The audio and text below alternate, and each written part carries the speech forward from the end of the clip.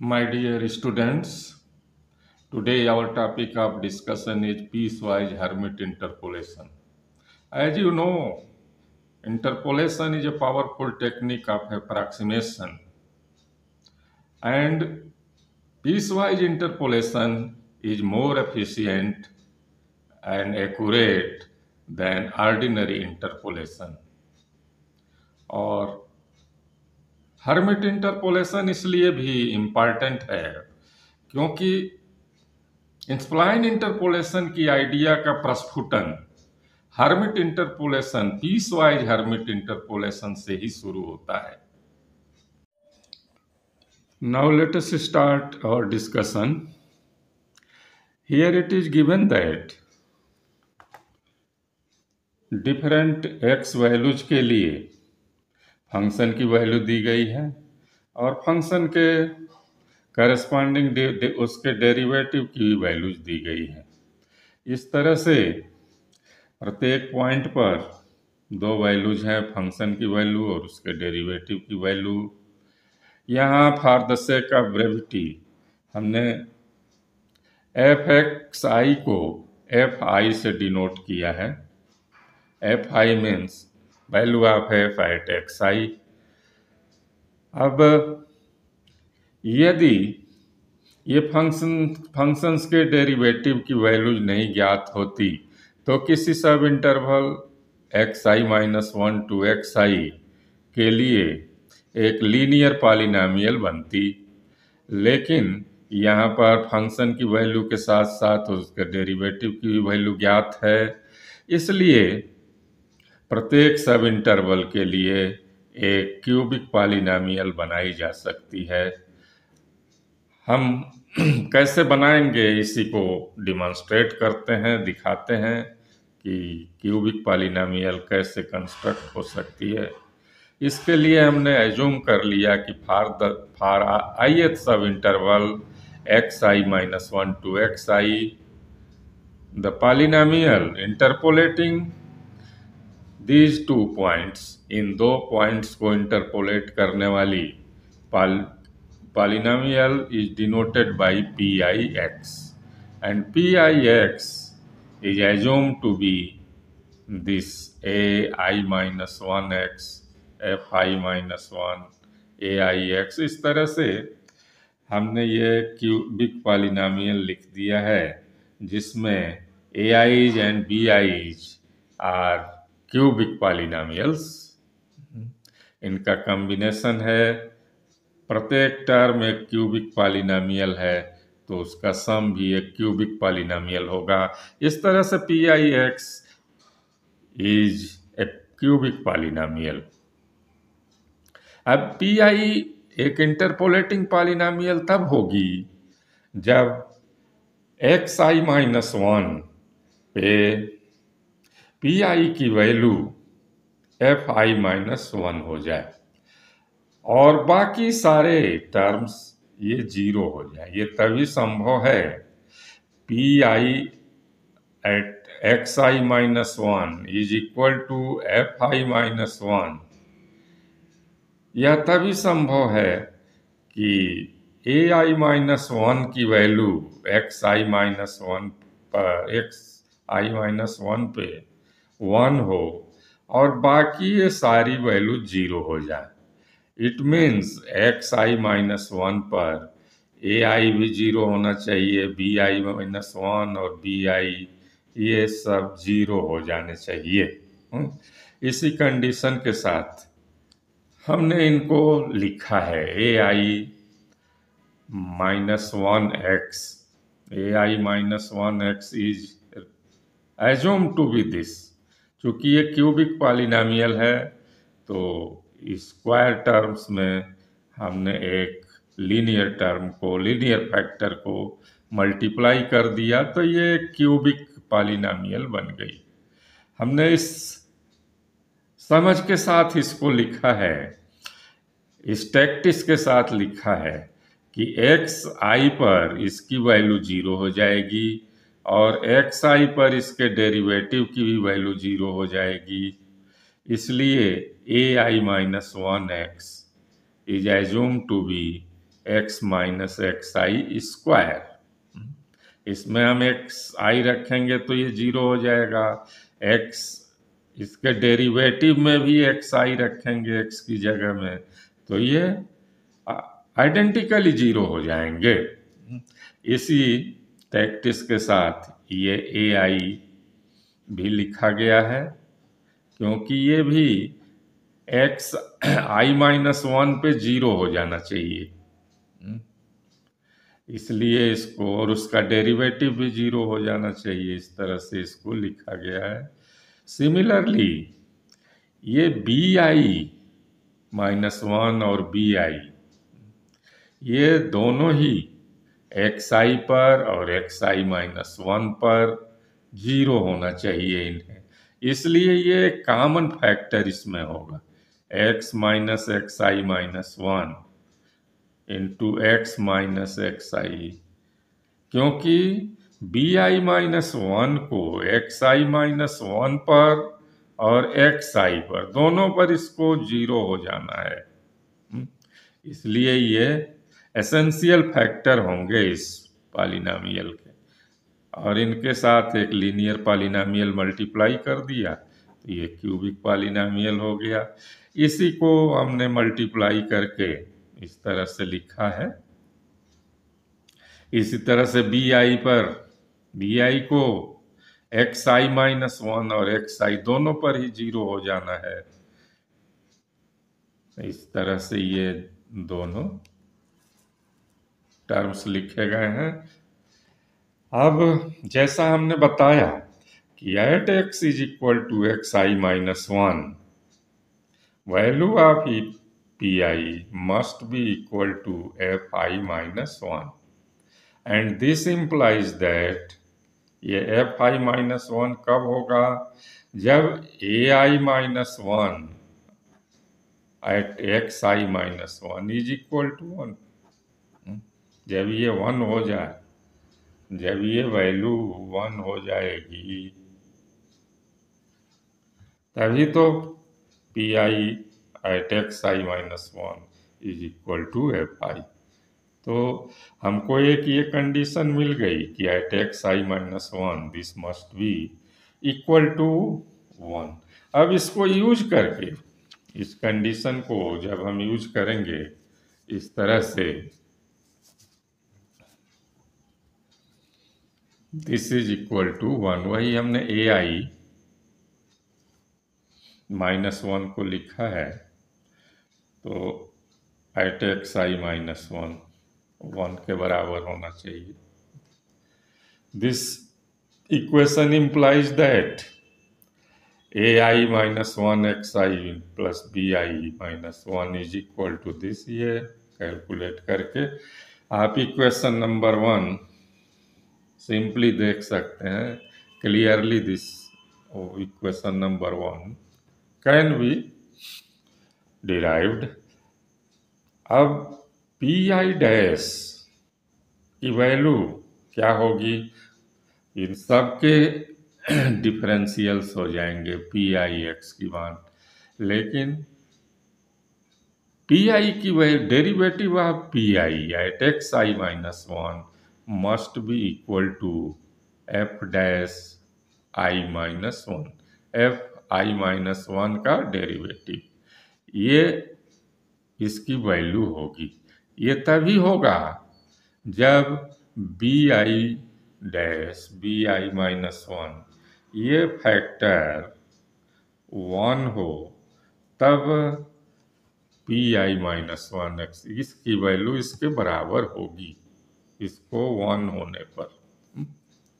उसी को हमने लिखा है, this implies that this is equal to one and a dash I minus one at x i, ये जीरो होना चाहिए, बाकी सारे ही टर्म्स जीरो होने चाहिए, तो उस तरह से ये भी जीरो होगा। अब इस कंडीशन को, जीरो की कंडीशन जो यहाँ है, इसको आप यूटिलाइज करें अगर, means A I minus one X को डिफ्रेंशिएट करके उसमें एक्स आई माइनस वन रख दें and put it equal to zero, तो ये इक्वेशन मिलता है। यहाँ से आप यह जो फैक्टर दिख रहा है AI-1 प्लस BI, ये पूरा फैक्टर की वैल्यू इक्वेशन नंबर 1 से लेकर यहाँ से आप रिप्लेस कर लें, इसकी जगह में आप इसको लिख सकते हैं। तो from equation number 1 you can get AI-1, ये वैल्यू इसकी जगह में आ जाएगी तो AI-1 कैलकुलेट हो जाएगा, इसकी वैल्यू ये आएगी। जब AI-1 कैलकुलेट हो गया तो फिर इक्वेशन नंबर 1 में AI-1 रख दीजिए तो BI-1 आ जाएगा। ये इक्वेशन नंबर 1 से ही BI-1 भी कैलकुलेट हो जाएगा। अब ये दोनों निकल गए, इसका मतलब कि AI-1 x कैलकुलेट हो जाएगा, लिखा जा सकता है इस तरह से, और इसकी वैल्यू ये आएगी। जैसा इसमें AI-1 एज्यूम किया था दिस, तो इसमें AI-1 और BI-1 दोनों की वैल्यूज रख देंगे तो AI-1x डिराइव हो जाता है। अब इसी तरह से हमको BI-1 निकालना है। BI-1 के लिए एक कंडीशन तो यही जो हमने पहले लिखी थी कि दिस इज इक्वल टू 1, ये कंडीशन मिल गई। तो इसके आधार पर आप BI-1 का को डिफ्रेंशिएट करके ये पाएंगे BI-1x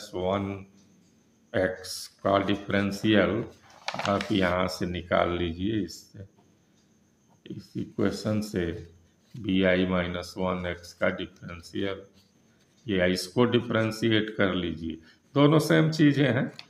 तो डिफरेंशिएट करने के बाद आपको ये चीज़ मिलेगी। अब इसको 1 के बराबर पुट कर देंगे, यहाँ जैसा लिखा है 1 के बराबर। जब 1 के बराबर रखेंगे तो फिर ये चीज़ मिल जाएगी आपको, CI-1 प्लस DI की वैल्यू ये मिलती है। दूसरी कंडीशन ये है कि XI पर BI-1 जीरो होना चाहिए। BI-1 का डेरिवेटिव XI पर जीरो होना चाहिए।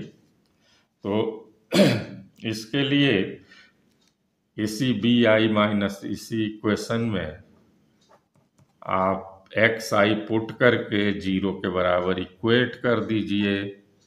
तो ये इक्वेशन मिलता है, यहाँ से ये जीरो हो जाएगा, क्योंकि XI-1 into this is equal to zero. But XI-1 is not equal to, cannot be equal to zero, क्योंकि ये दोनों डिस्टिंक्ट पॉइंट्स हैं, इनका डिफरेंस जीरो नहीं हो सकता। It means second factor is certainly equal to zero.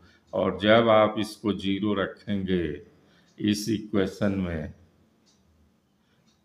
यहाँ इस इक्वेशन में जब आप जीरो रखेंगे तो CI-1 आ जाएगा। यहाँ आप देखें कि CI-1 is equal to this, ऐसा इस इक्वेशन से यहाँ जीरो आ गया। अभी एक इक्वेशन ये मिला था, एक ये इक्वेशन मिला, एक ये इक्वेशन मिला। इन दोनों कहने का मतलब ये है कि these equations, this and this, ये जो दोनों इक्वेशन मिले हैं इसमें दोनों में ही इसकी वैल्यूज हैं। एक बार इसकी वैल्यू ये है, दूसरी बार ये है। अब इन दोनों को आपस में कैलकुलेट कर लीजिए। जब आप घटाएंगे तो DI कैंसिल हो जाएगा, DI-1, और CI-1 मिल जाएगा। इसकी वैल्यू ये आ जाएगी। ci-1 जब पता चल गया तो di-1 इनमें या इनमें किसी में भी पुट कर देंगे तो di-1 आ जाएगा। इस तरह से bi-x की bi-1x की दोनों नोन्स हमें पता चल गए तो हम इसको इस तरह से लिख भी सकते हैं। bi-1x को कैलकुलेट करके लिख सकते हैं। बाकी फैक्टर्स तो इसके लिखे हुए हैं, जैसा आप देखेंगे कि bi-1 ये लिखा हुआ है। बस ci-1 di-1 ये वैल्यू जिसमें रख देंगे जो अभी यहाँ आपने प्राप्त किया, इन दोनों वैल्यूज को रख करके आप bi-1x को लिख सकते हैं। अब bi-1 और ai-1x, इनसे ai और bi प्राप्त करने के लिए सिंपल सा तरीका है कि xi-1 को xi में चेंज कर दीजिए और xi को xi-1 में।